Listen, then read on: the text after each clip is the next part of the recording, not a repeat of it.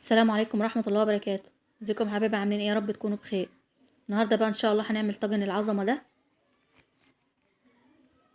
طاجن كباب الحلة او اللحمة بالبصل، بطريقة يعني ما شاء الله سهلة وبسيطة، وطالع بقى بالجمال والروعة كده زي ما انتم شايفين. بتمنى بقى ان شاء الله الوصفة تعجبكم وتجربوها. ندخل بقى على الطريقة على طول عشان ما نطولش عليكم الفيديو. دي كل المكونات اللي هنستخدمها: بصل ولحمة، وده فلفل وشوية سكر وحبهان وورق لورا. انا ما بحبش احط حاجات يعني بهارات كتير عشان ما تضيعش طعم اللحم. والملح طبعا هنحطه في ايه، في لما اللحمه تدخل في السوا. هنقطع بقى اللحمه قطع صغيره كده.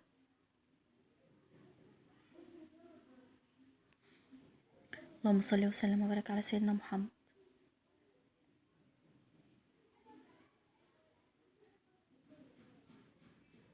اهم حاجه تكون قطعه اللحمه ايه، طريه، وتكون ملبسه شويه، يعني فيها قطع كده ايه، دهون بسيطه.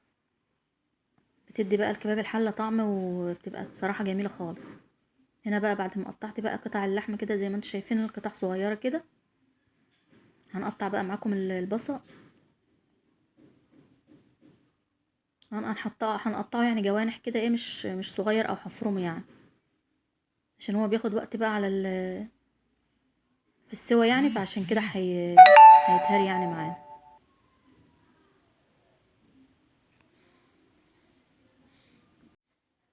زي ما انتوا شايفين كده. هنا بقى بعد ما خلصت كمية البصل، طبعا الكمية بقى اللحمة او البصل زي ما تحب. انا حبيت بس يعني اشارك معاكم ايه الوصف. هنا بقى حطيت الحلة، هنحط فيها معلقة سمنة، هنسخنها بقى كويس خالص، وبعد كده بقى ننزل عليها بقطع اللحم.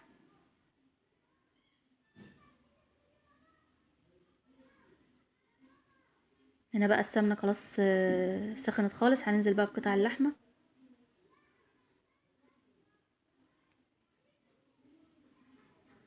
هنشوحها بقى كده من كل الجوانب لحد بقى ما تاخد لون كده حلو، وتشرب بقى كل ايه المية بتاعتها، تاخد يعني صدمة كده وتاخد بقى لون كده ايه، عشان تبقى لونها كده حلو وتعمل صوص حلو مع البصل.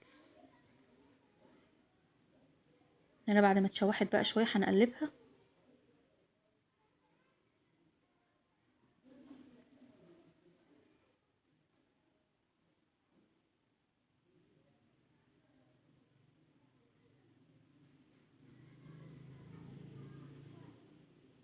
وصفة سهلة يعني وبسيطة ومفيهاش اي مكونات يعني. هنضيف بقى عليها الفلفل الاسود والحبهان ورق اللورا وشوية السكر. شوية السكر عشان تسرع السوا، وعشان كمان بتعمل كرملة كده في الصوص، بتبقى جميلة خالص.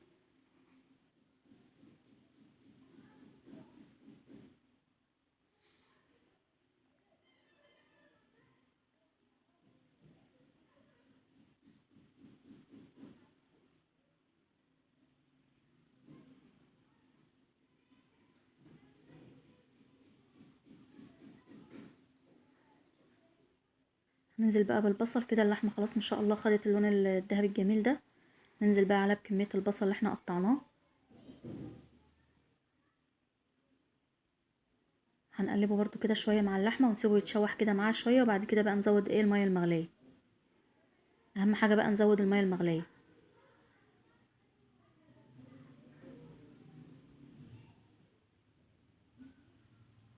هنا بقى البصل بعد ما دبل كده وبتشوح شوية مع اللحمة،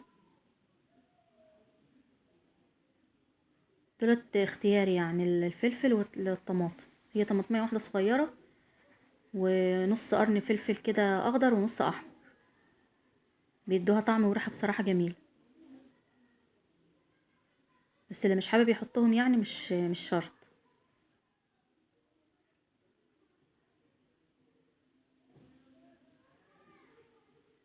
ان شاء الله شكلها جميل خالص. هنضيف بقى المية المغلية. اهم حاجة المية تكون مغلية، عشان المية الساقعة بتخلي اللحمة تطول في السوا.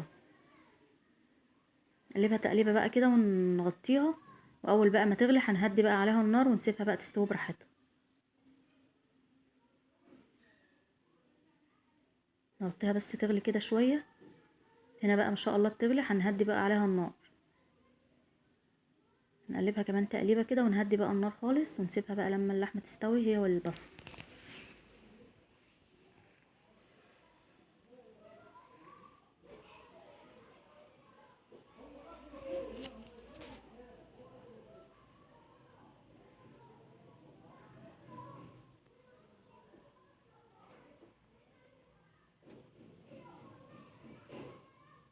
هنا بقى ما شاء الله اللحمه كانت استوت. بقول لكم يعني انها خلاص دخلت في السوا اهي.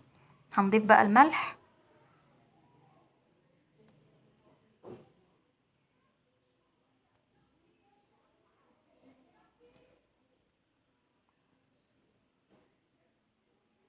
اللهم صل وسلم وبارك على سيدنا محمد.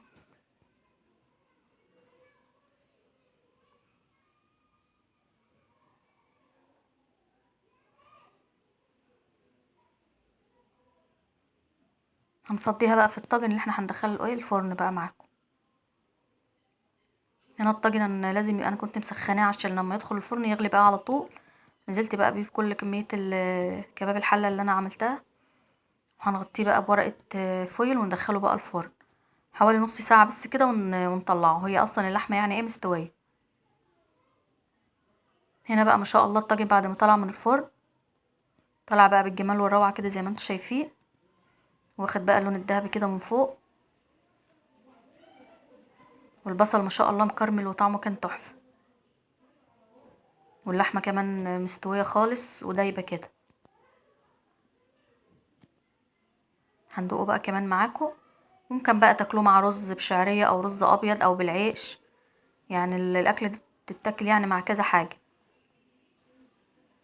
هي بقى بالعيش كده مع طبق سلطة ومخلل بصراحة بتبقى تحفة.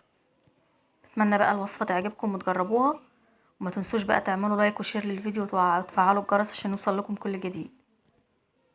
السلام عليكم ورحمة الله وبركاته. مع الف سلامة.